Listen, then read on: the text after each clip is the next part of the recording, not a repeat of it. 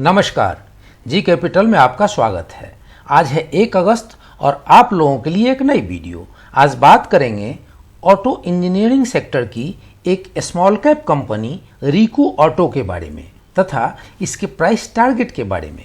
तो बने रहिए वीडियो में अंत तक। फ्रेंड्स, हम सब जानते हैं कि ऑटो सेक्टर की सभी बड़ी कंपनियों का क्या हालत है। टाटा जैसी दिग्गज कंपनियों ने अपने Q1 के नतीजे में 8,000 करोड़ रुपए के आसपास का नुकसान बुक किया है। मारुति जैसी दिग्गज कंपनी 20 सालों के बाद पहली बार अपनी बैलेंस शीट में लॉस बुक किया है। तो स्थिति कितनी भयावह है इसका अंदाजा आपको स्वयं लग रहा होगा। फ्रेंड्स, ये जो लॉस बुक हो रहे हैं वे परिस्थितियों के कारण हो रहे हैं। इसमें कंपनियों के मैनेजमेंट का कोई प्रॉब्लम नहीं है, नहीं इनमें किसी प्रकार की क्वालिटी खराब हुई है। तो इन बड़ी कंपनियों पर जो भी आधारित कंपनियां हैं उन सब के व्यवसाय पर बहुत उल्टा असर पड़ा है और उनके शेयर प्राइसेस भी मार्केट की उठापटक से अछूते नहीं हैं। फ्रेंड्स, अगर रिको ऑटो की बात करें तो रिको ऑटो आत्मनिर्भर भारत की एक शानदार कंपनी है और इस प्रकार की ही छोटी स्मॉल कैप कंपनियों का पूरे चाइना में जाल बिछा हुआ है और इन्हीं टाइप की कंपनियों के बदौलत पूरी चाइना, पूरी दुनिया का एक मैन्युफैक्चरिंग हब बना हुआ है।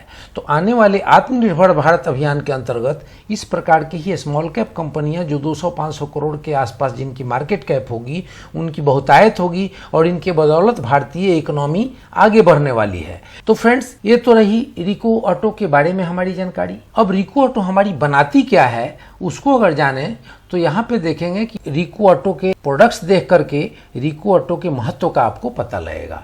तो यहाँ आप देख पा रहे हैं कि रिको ऑटो का प्रोडक्शन किन किन आइटम्स का होता है। फ्रेंड्स, अगर इसके कस्टमर की बात करें तो आप देखेंगे कि दुनिया की कोई ऐसी बड़ी कंपनी नहीं है जो ऑटो सेक्टर से जुड़ी हुई हो उसके प्रोडक्ट रिको ऑटो नहीं बनाती हो। आप उदाहरण के रूप में देख सकते हैं कि वो हीरो हो, होंडा हो, बजाज हो, मारुति हो, फोर्ड हो, जनरल मोटर हो, निसान हो, लैंड रोवर हो, टाटा हो, जगुआर हो, वॉल्वो हो, BMW हो, तो कोई भी कंपनी ऐसी नहीं बची जिनका निर्माण रिको न करता हो। तो ये तो रही आपको रिको के प्रोडक्ट्स के बारे में, रिको के कस्टमर्स के बारे में जानकारी। अब रिको के कस्टमर और प्रोडक्ट्स को जानने के बाद हम इसके बिजनेस की स्थिति पर अगर आकलन करें तो हम यहाँ ये देख रहे हैं फ्रेंड्स कि धीरे धीरे जैसे लॉकडाउन समाप्त हो रहा है और अनलॉक 03 की प्रक्रिया शुरू हो चुकी है तो ऑटो सेक्टर के उत्पादन और बिक्री के डाटा भी सकारात्मक आने के संकेत हैं। ऐसी परिस्थितियों में हमें क्या करना चाहिए, रिको ऑटो को बाई करने का सही प्राइस क्या होगा, इसकी प्राइस की टारगेट क्या होगी। तो इन सारी प्रश्नों को जानने से पहले इसके कारोबार की स्थिति को एनएसई की वेबसाइट पर देखें तो यहाँ ऑर्डर बुक को देख करके ये लग रहा है कि प्राइस में मजबूती है 0.37% का।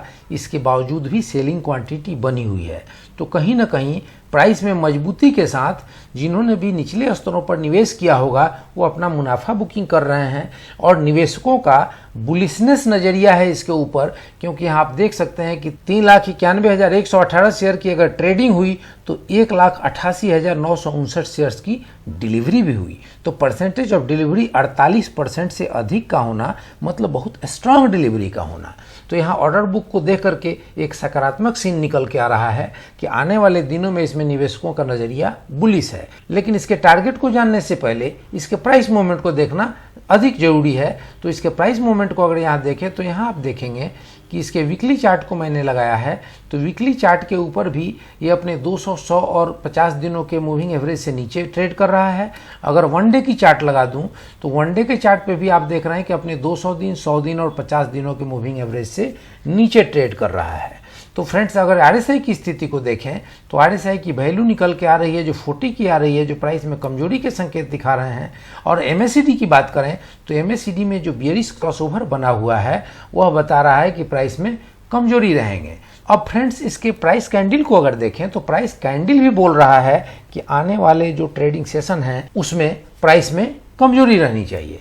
तो फ्रेंड्स, यहाँ पे जो तीनों सिग्नल मिले MACD की तरफ से, RSI की तरफ से और इसके प्राइस के कैंडल की तरफ से, वो इसमें आने वाले दिनों में मुनाफा बुकिंग बने रहने की संभावना बता रहे हैं। फ्रेंड्स, अगर हम इसके प्राइस मूवमेंट को थोड़ा पीछे चल के देखें तो आप देखेंगे कि 25 मार्च के दिन ये लगभग अपने 15 रुपये 95 पैसे के, मतलब ये अपने 52 वीक के लो पे ट्रेड कर रहा था और वहाँ से इसमें एक ज़बरदस्त बुलिशनेस आई है और आप देखेंगे कि एक हाई बना था 8 जून को, जहाँ 37 रुपये तक की इसकी हाई बनी हुई थी। तो फ्रेंड, निश्चित रूप से जिन्होंने 16, 17 या 20 रुपये पे निवेश किया होगा उनके थोड़े दिनों के अंदर ही 100% का रिटर्न मिल चुका है, तो वो अपना मुनाफा बुकिंग करेंगे और निश्चित रूप से उसी मुनाफा बुकिंग का असर आपको प्राइस मूवमेंट पर दिख रहा है। तो फ्रेंड्स, अब इसमें हमें क्या करना चाहिए? तो इसमें दो प्रकार से निवेश करने वाले लोग हो सकते हैं। एक तो जो रिस्क टेकर लोग हैं और एक जो विदाउट रिस्क व्यापार करना चाहते हैं।